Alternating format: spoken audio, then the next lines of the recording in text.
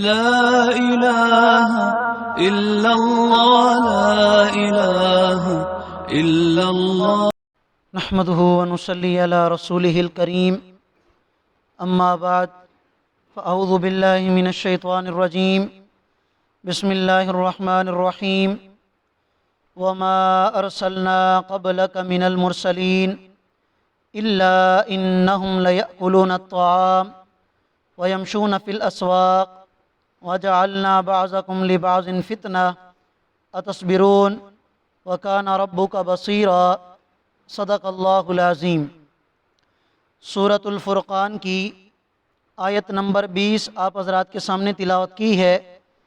آیت کریمہ کا ترجمہ یہ ہے، اللہ رب العالمین ارشاد فرما رہے ہیں، میرا پیغمبر، ہم نے آپ سے پہلے جتنے بھی پیغمبر، جتنے بھی رسول اس دنیا میں بھیجے ہیں، وہ سب کے سب ایسے تھے کہ کھانا بھی کھاتے تھے، وَيَمْشُونَ فِي الْأَسْوَاقِ، بازاروں میں چلتے پھرتے بھی تھے، وَجَعَلْنَا بَعْضَكُمْ لِبَعْضٍ فِتْنَةً، اور ہم نے تم میں سے بعض کو بعض کے لیے آزمائش بنایا ہے، اتصبرون، تو بتاؤ کیا تم صبر کرو گے، وَكَانَ رَبُّكَ بَصِيرًا، اور آپ کا رب سب کچھ دیکھنے والا ہے۔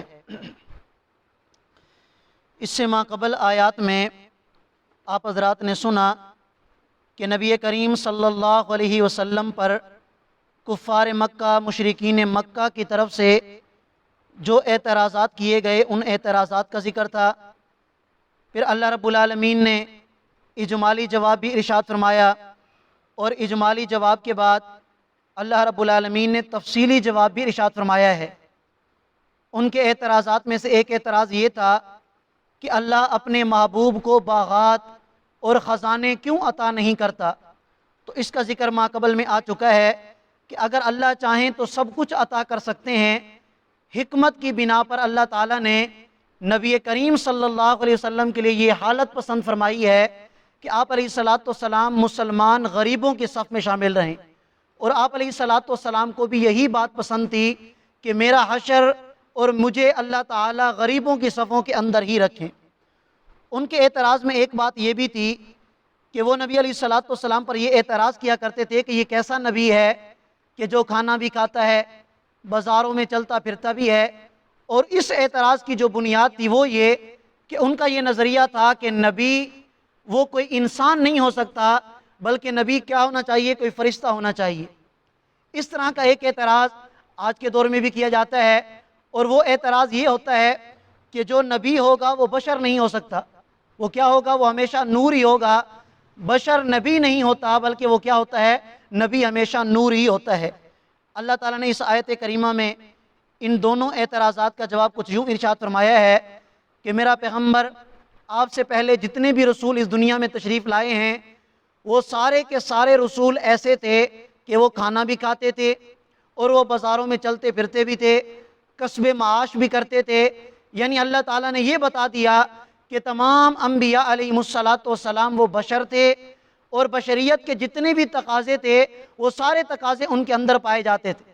باقی مشرکین مکہ جو کہتے تھے کہ یہ تو ہمارے سامنے پلا بڑا ہے، یہ ہے تو انسان لیکن یہ نبی نہیں ہو سکتا، نبی وہ ہوتا ہے کہ جو فرشتہ ہو، اور یہ تو ہمارے سامنے انسان ہے، بشر ہے، تو یہ کیسے نبی ہو سکتا ہے؟ تو اللہ نے فرمایا کہ پیچھے بھی جو نبی گزر چکے ہیں وہ بھی انسان تھے، وہ بھی بشر تھے، تو لہٰذا اس کی نبوت پر اعتراض کا تمہیں جواز نہیں ملتا۔ تو فرمایا جتنے بھی انبیاء گزر چکے وہ سارے کھانا بھی کھاتے تھے، وَيَمْشُونَ فِي الْأَسْوَاقِ، اور بازاروں میں چلتے پھرتے بھی تھے۔ اور فرمایا وَجَعَلْنَا بَعْضَكُمْ لِبَعْضٍ فِتْنَةً، اور ہم نے تم میں سے بعض کو بعض کے لیے آزمائش بنایا ہے۔ جب کافروں کی طرف سے اللہ کے قرآن پر اعتراض کیا جاتا، یا نبی علیہ الصلاۃ والسلام کی نبوت پر اعتراض کیا جاتا، آپ علیہ الصلاۃ والسلام کے نبی ہونے پر اعتراض کیا جاتا، تو اس میں ظاہر سی بات ہے مسلمانوں کو تکلیف ہوتی تھی۔ تو اللہ رب العالمین نے ارشاد فرمایا کہ یہ کافروں کا تمہارے اوپر باتیں کرنا یہ تمہارے لیے آزمائش ہے۔ اتصبرون، کیا تم ان کی باتوں پر صبر کرو گے؟ یعنی اگر تم صبر کر لو گے تو اللہ تعالیٰ صبر کی وجہ سے تمہیں جو اجر عطا فرمائیں گے اس کا تم اندازہ بھی نہیں کر سکتے۔ فرمایا وَكَانَ رَبُّكَ بَصِيرًا، اللہ تعالیٰ ہر عمل کو دیکھنے والے ہیں۔ اگر تم نے صبر کر لیا تو اللہ تعالیٰ تمہارے صبر کی وجہ سے جو انعامات تمہیں کل کو قیامت کے دن عطا فرمائیں گے ان کا تم تصور نہیں کر سکتے۔ کافروں کا ایک اعتراض یہ بھی ہوتا تھا کہ کافر نبی علیہ الصلوۃ والسلام کے بارے میں یہ کہتے کہ اگر چلو تم اللہ کے نبی ہو تو اللہ کا کوئی فرشتہ تمہارے ساتھ ہوتا کہ جو تمہاری تصدیق کرتا کہ واقعی یہ محمد صلی اللہ علیہ وسلم اللہ کا نبی ہے، یا اللہ تعالیٰ تم سے ملاقات کرتا ہے، اللہ تعالیٰ ہمارے ساتھ ملاقات کیوں نہیں کرتے؟ اللہ تعالیٰ براہ راست ہمیں کیوں نہیں کہتے کہ یہ محمد میرا نبی ہے؟ تو اس اعتراض کا جواب اللہ نے یہ ارشاد فرمایا ہے لَقَدِ اسْتَكْبَرُوا فِي أَنفُسِهِمْ، کہ یہ لوگ بڑے متکبر ہیں، بڑے سرکش ہیں، یہ اپنے آپ کو اتنا بڑا سمجھتے ہیں کہ اس نبی پر اللہ کی وحی آ سکتی ہے، ہمارے اوپر کیوں نہیں آ سکتی؟ معاذ اللہ، اللہ کے نبی کی نبوت کو ماننے کے لیے تیار نہیں، اللہ کے پیغمبر کو اللہ کا نبی ماننے کے لیے تیار نہیں، اور اپنے بارے میں ان کا یہ خیال ہے کہ اللہ ان سے براہ راست ملاقات کرے اور اللہ تعالیٰ ان کو نظر آئے اور ان کو کہے کہ یہ میرا نبی ہے، یہ میری کتاب ہے۔ اپنے بارے میں تو اتنا کچھ سمجھتے ہیں اور اللہ کے نبی کو اللہ کا نبی نہیں مانتے اور نہ ہی اس کی وحی کو سچا مانتے ہیں۔ اسی کا ذکر اللہ تعالیٰ نے اس آیت کریمہ میں فرمایا ہے، فرمایا وَقَالَ الَّذِينَ لَا يَرْجُونَ لِقَاءَنَا، اور وہ لوگ کہتے ہیں جو ہم سے ملنے کی توقع نہیں رکھتے، یعنی قیامت کا انکار کرتے ہیں، لَوْلَا أُنزِلَ عَلَيْنَا الْمَلَائِكَةُ، اللہ ہمارے اوپر فرشتہ نازل کیوں نہیں کرتا؟ محمد پر فرشتہ نازل ہوتا ہے تو ہمارے اوپر کیوں نازل نہیں کرتا؟ ہمارے اندر کیا کمی ہے؟ او نرا ربنا، یا ایسا کیوں نہیں ہوتا کہ ہم اپنے رب کو اپنی آنکھوں سے دیکھیں اور ہمارا رب ہمیں خود براہ راست بتائے کہ یہ محمد ہمارا نبی ہے اور یہ قرآن میری کتاب ہے، تب ہم مانیں گے۔ لَقَدِ اسْتَكْبَرُوا فِي أَنفُسِهِمْ، اللہ فرماتے ہیں کہ یقیناً یہ لوگ اپنے دل میں اپنے آپ کو بڑا سمجھتے ہیں، وَأَتَوْا عُتُوًّا كَبِيرًا، اور یہ لوگ بڑے سرکش ہیں۔ یوم یرون الملائکۃ لا بشرا، فرمایا کہ جس دن یہ فرشتے کو دیکھیں گے، لا بشرا یومئذ للمجرمین، اس دن مجرمین کے لیے، گناہگاروں کے لیے کوئی خوشی نہیں ہوگی۔ وَيَقُولُونَ، اور یہ کہیں گے ہجرا محجورا، اے ہمارے خدا ہمیں اس فرشتے سے ایسی پناہ عطا فرما کہ ہم سے دور ہو جائے۔